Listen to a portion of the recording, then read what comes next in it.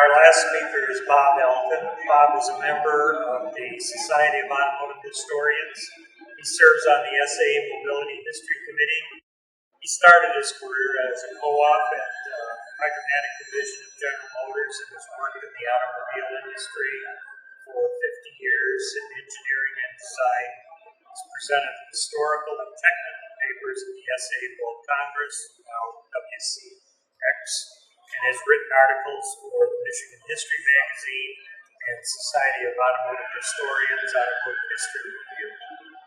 His technical work has involved almost every facet of automotive engineering and has worked for all of the big three as well as many suppliers. He retired in 2015. He resides in Ann Arbor with his wife and spends his spare time creating his own cars.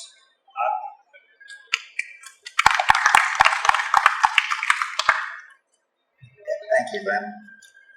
I wanted today to say a few words about our Studebaker Lark and our exhibit and how it saved the company.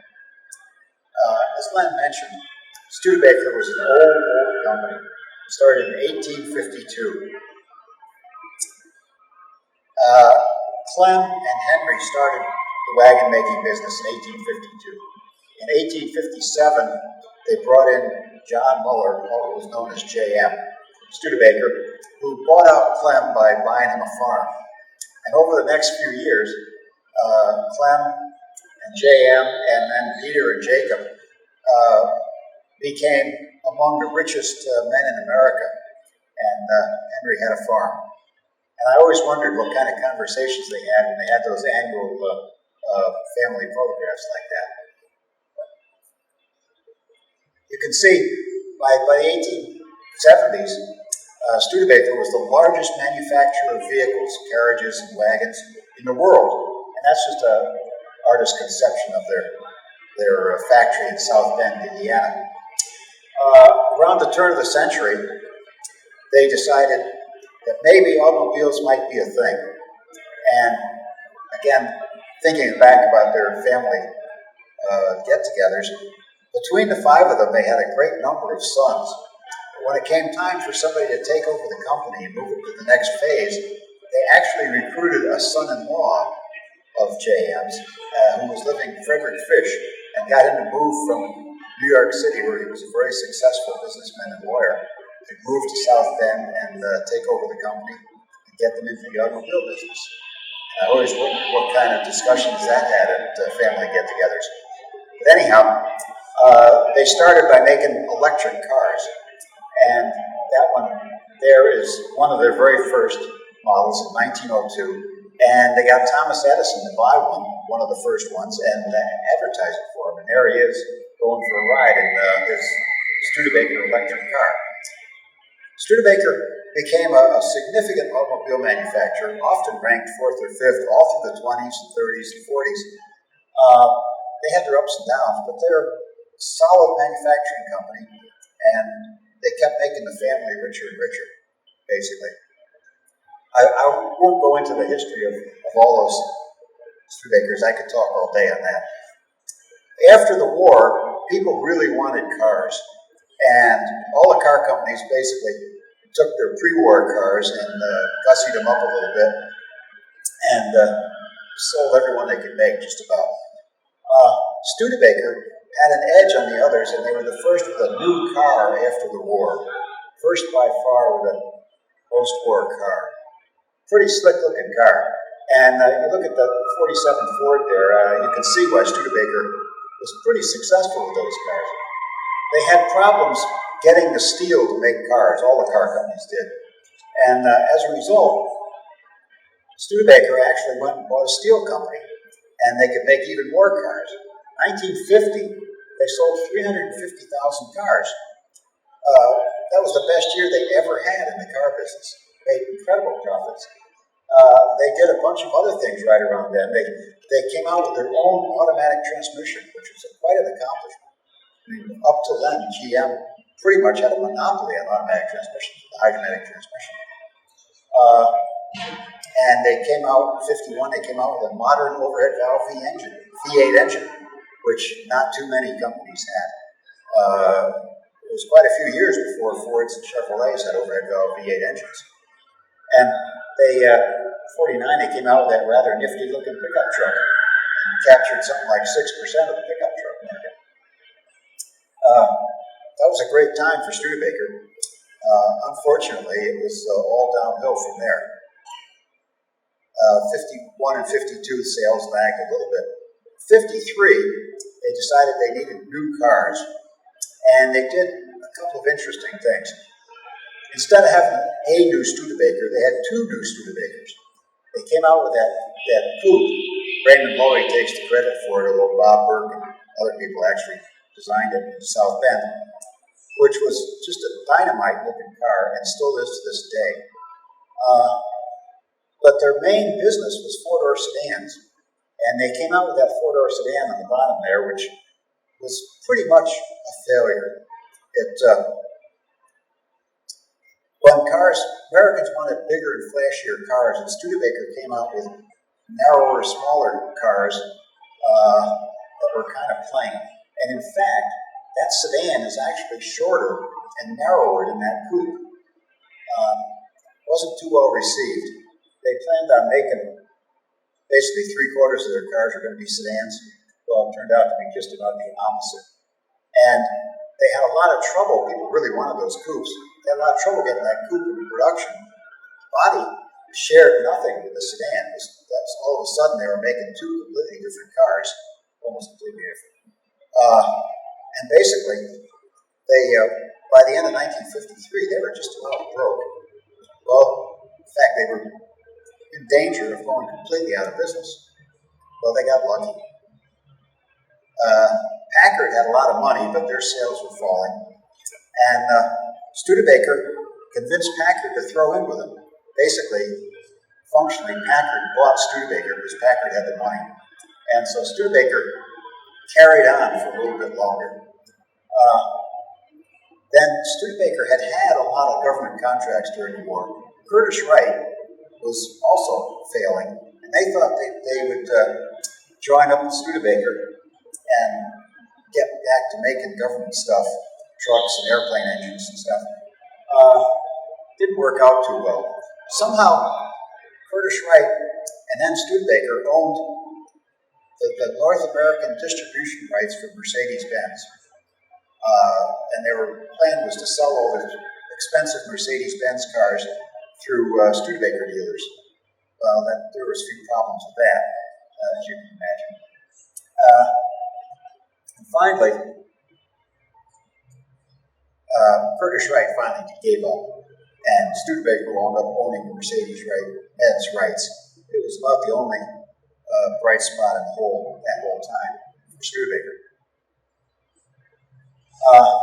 What they did do was they started buying other companies, and despite not having any money, the fact they had huge losses made companies that made money attractive because of the tax breaks. You could get a carryover tax break and not pay any taxes on your profits if you were part of Studebaker now.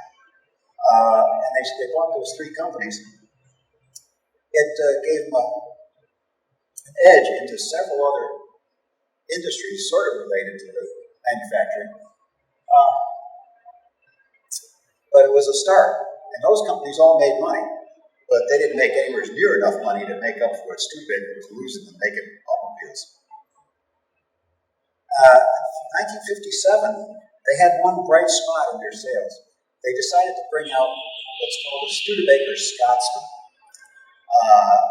which was an incredibly cheap Studebaker. They advertised it as the cheapest full-size sedan you could buy. And man, was that car cheap. You know, look at the painted trim. And I couldn't find a picture of the interior, but I remember seeing them. Literally, the inside is all cardboard. It is cheap. And amazingly enough, it became their best-selling model. And the people in Studebaker began to think, well, maybe there is something to, economy cars, and people might want something less than the big flashy cars everybody else was making. Packard had kind of basically failed as being part of Studebaker, and that last Packard there is basically a Studebaker hawk with a bunch of Packard trims stuck on it. kind of a sad end to a great American car company, which Packard had been, no question. But the Scotsman was clearly the future. 1958 was kind of a down year for cars.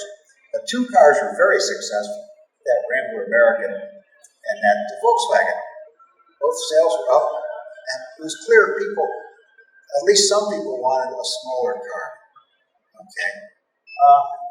And the Studebaker people looked at that, and they said, well, clearly, we're never going to be able to make a Volkswagen. Well, they did make some prototype cars with rear engines, which there's one of those in the Studebaker Museum. That's kind of an interesting thing. But they said, we could make something like that Rambler American pretty easily. So they didn't have any money. So they called up Mercedes-Benz, and they said, look, we need $7 million to make a new car to stay in business. So loan us the $7 million, or your entire dealer network will disappear in 2 weeks. So Mercedes-Benz coughed up $7 million, which is not much. And they made the Studebaker Lark. And if you look at it, you can see that the earlier Studebaker, the stands, they simply cut the ends off, pretty much. Shortened up the wheelbase a little bit. You can see a notch in the door there. But look how they made the front end really stubby. They shortened up the back. But the core part of the car, the expensive part of the car, was already made. And as a full-size car, those Studebaker sedans were too narrow to be comfortable. But somehow, they were just right for a compact car. And basically, for hardly any money, these guys cobbled up this car in about a year. Amazing. And it was a huge success. It had a number of advantages over that Rambler American. It had a bunch of different body styles. You could get a V8 engine in it. All kinds of other options. Basically all carried over from their full-size cars. They all fit in this car because it was basically the same car. And they sold 180,000 some. All of a sudden, they made money like crazy. They had $28 million profit that year. These guys are all of a sudden, by Studebaker standards, these guys are rolling in dough, you know. Pretty astonishing. And you can see, well, the Studebaker picture makes that car look very attractive, but it was attractive compared to other compact cars in 1950. So what did they do with all this money? They went out and they bought a lot of other companies. They still had a lot of tax credits left over from all the years they've been losing money. And they bought all those other companies, different manufacturing companies related to the automotive industry and other manufacturing industries. And then they did spend a little money and they made two iconic Studebakers. The Studebakers have basically kept Studebaker in the car enthusiast world to this day. That's GT Hawk, which they made for very little. They took the 53 Studebaker and grafted on a roof that looked like a Thunderbird, and they got rid of all the excess trim they'd been adding to it over the years and returned it to its 53 lines. And they made the Avanti, which basically was a fiberglass body attached to a Lark chassis. And it's a simplification, but basically that's what it is. But all those other companies made money, a lot of money. And shoot, they even bought an airline, made money on that for a while. And pretty soon, Studebaker was actually a viable company, pretty much. Well, what happened to the Lark? This is what happened to the Lark. You know, the big three, they weren't sitting around twiddling their thumbs. They came out with their own compact cars in 1960. And these were much more modern cars than the Lark. And they offered all the same body styles the Lark did, and then some. You can see, if you wanted the people that had bought plain six-cylinder Larks were obviously attracted to that Ford Falcon, you know, and then a year or two later, the Chevy too. Those cars could be had in very plain configurations. And people that had bought fancy Larks with V8 engines, well, General Motors made cars like that Buick Special, a nice little car. V8 engine was standard, had everything a fancy Lark did, and then some. Even had power windows, which the Larks never had. Lark sales fell off a lot, and the automotive losses returned in 61, 62. pretty soon, Studebaker had consolidated this into 10 divisions. 9 of them were making money hand over fist on the same sales volume that the automotive division had. Okay. However, the automotive division was managing to lose all that money and then some. And so, finally, the people who ran Studebaker, the board of directors, said, we don't really have to be in the car business anymore. We have a viable, big company without the cars, and that's what they did. They had introduced the 64 models, which were, again, pretty decent cars, and some said the best Studebakers they ever made. But there was no chance they were going to make any money with those. So in December of '63, they called it quits. They said, this is it, we're getting out of the car business. And the next day, their stock in the stock market doubled. The rest of that company was that good of a company. They had to honor contracts with dealers. They had an assembly plant in Canada. And so the Studebaker division became this one assembly plant. And they made enough cars to keep the dealers happy for a couple of years. That was basically about it. I had a talk with somebody who knew Gordon Grundy, who ran the plant in Canada. And he was this guy running an assembly plant. And they called him up one night and said, oh, guess what? You're now the head of the Studebaker automotive division. Congratulations. And so he made a good try at making Studebaker go, but really there was nothing, nothing's going to happen there. And Studebaker was thriving. And another company, equally prosperous company, Worthington, basically merged with Studebaker Worthington, became a big successful company, making all kinds of stuff. Studebaker did get rid of the airline pretty quickly. That was kind of a flaky operation. But they thrived, and their stock thrived. And then they got merged with McGraw Edison, became an even bigger company. Studebaker Worthington actually got to $1 billion in sales after a few years after that merger. And that was back when $1 billion was a lot of money. And anyhow, they became, and after that, there were more mergers and separations and stuff. Very complex. But the fact is that the bones of Studebaker survive to this day in certain automotive products and other unrelated products, and especially they got into banking. And Studebaker is a financial capital equipment leasing company for a long time. I believe the name has finally disappeared now. Studebaker existed for a long time. So the story of that Lark was that stubby little Lark. Basically, the profits from that kept Studebaker in business for another 50 years. And that's why the Lark is in our collection of hero cars. Oh, and I was going to say, the owner of the Lark has graciously said that if you're interested in taking a closer look, he'll open the hood, show you the V8, and other things about that car after this talk. So, thank you very much.